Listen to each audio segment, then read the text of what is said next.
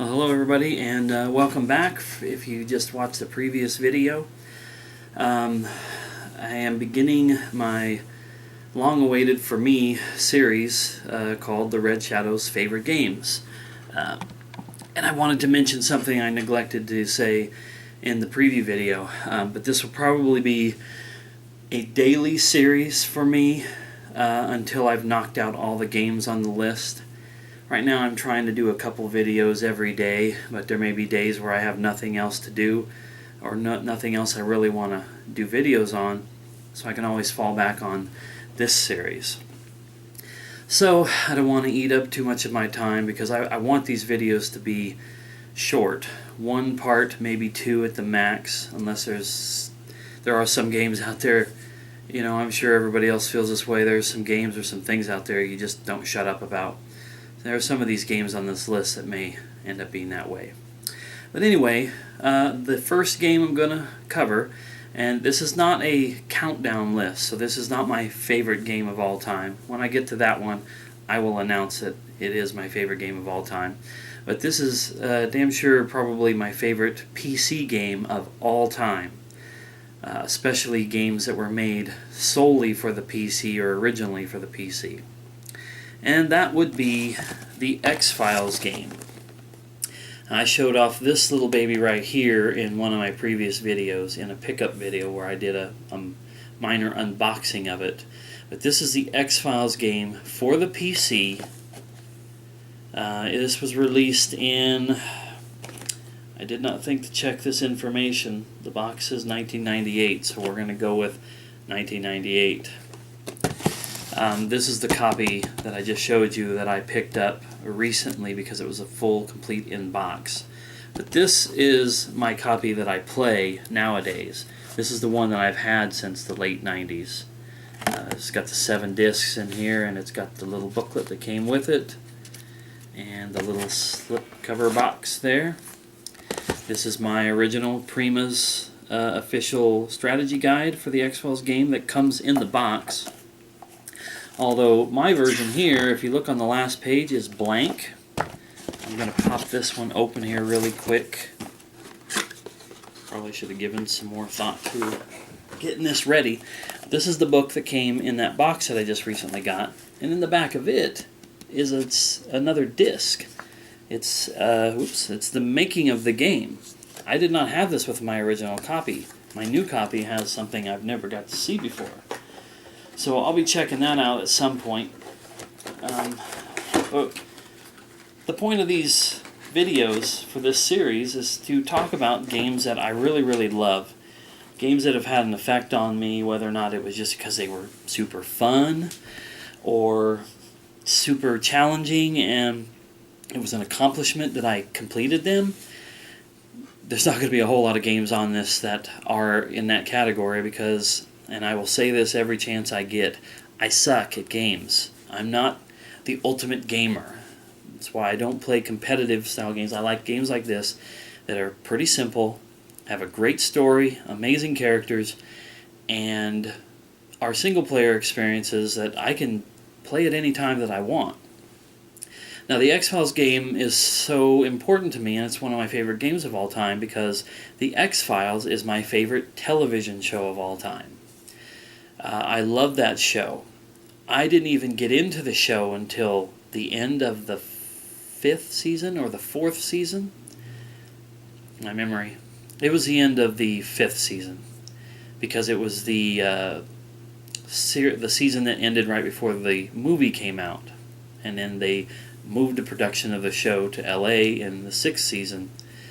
But that was is my favorite television show, so a chance to play a video game based on that was exactly what I was looking for. And this game is amazing. Now some people who are X-Files fans will probably say, this game kind of sucked because you didn't get to play as Mulder and Scully.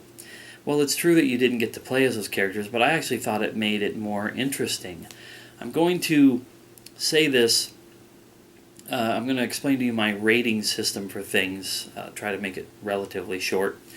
But I have a rating system for things like books, comic books, movies, TV shows, video games, and just about any other kind of entertainment medium that tells a story.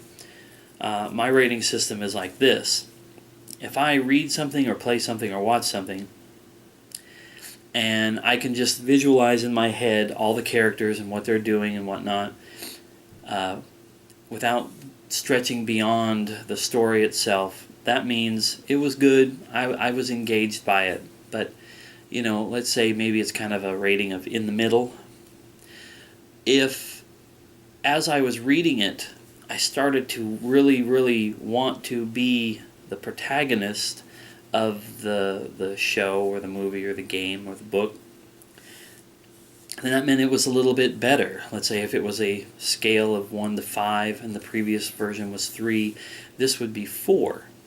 But to hit 5, for me, to get the best rating in something, I have to not only want to envision a character in that world as me in their shoes, but I want that to be a unique character, a brand new character, whether that's just me or some other character that I could create in that universe. So like when it comes to the X-Files, I don't envision myself as being Mulder.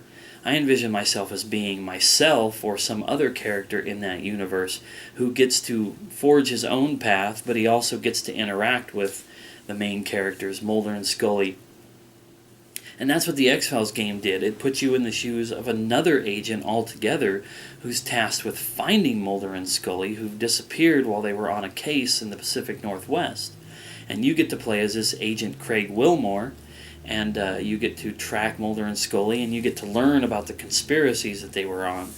And the game is full of all kinds of fan service for plot elements from the TV show, the Black Oil, the CSM, the cigarette smoking man, just all kinds of things. Even silly things like Jose Chung's From Outer Space book is kind of an Easter egg in the game that can be used to unlock a door.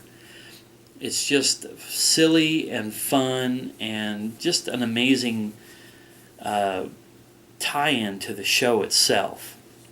And another thing that was great about it, I haven't mentioned like what the play style of the game is. It's like a point-and-click adventure. Think Myst.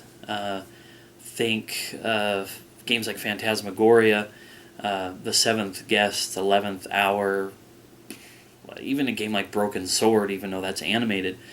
These are all kind of the same idea. You point and click what direction to go, what to look at, what to investigate. It's not a hidden object kind of game like is so prevalent now on the computer these days. It's a true point-and-click adventure game, but it has some of the best FMV, full-motion video of all those games back then.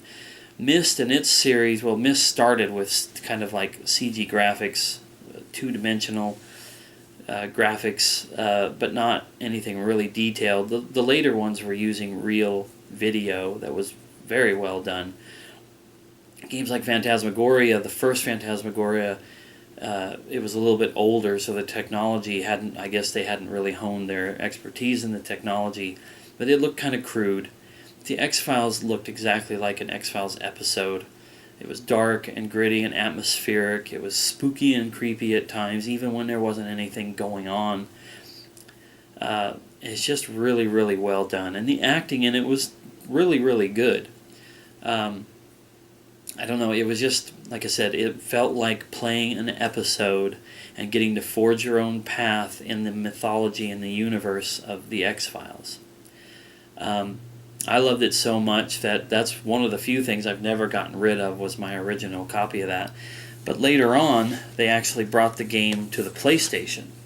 And I have not one, but 2 copies of the PlayStation version of this game.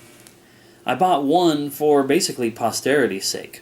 Gotta have it. It exists, even though it's not the best version of it. The PC version is. But I got the second one because about a year or 2 ago, I was shopping on eBay. That's a bad thing to do for me sometimes. But I was shopping on eBay, and I thought, oh look, there's the X-Files game, and it's not very expensive. I better get a copy of that for the PlayStation so I can have it. Literally, clicked order on it, and then I got up and walked over to my game case, and I looked, and I was like, I had the game already. That's okay. It's X-Files. I eat up X-Files stuff. I just love it. Well, I guess time-wise, I'm actually going to do pretty well on this first video. Because that's really all I wanted to say about this game. I play it every once in a while. I played it last year, and I got stuck somewhere, some sort of weird glitch where if you save it at the wrong time, you get stuck on this screen and you can't get out of it. The first time that had ever happened to me. But I'm planning on playing it again here really soon. This is a game right now where if I've got a couple of hours, I can sit down and complete it pretty easily. So I'm going to jump back into that and get back into it a little bit, start watching the TV show, my episodes again, and I can offer this up. I will definitely be doing the spin-off from this series, which is the Red Shadow's favorite movies, TV shows, and whatnot. There will be a TV show, one of this, about the X-Files television show itself. I have a lot to say about that. It's a very important series to me. And so yeah, anyway, I guess I'm just going to sit here and stammer my way out of this video. Hope you liked it. Tomorrow there'll be another one of these with another game from my list. So stay tuned for that, and I'll see you next time.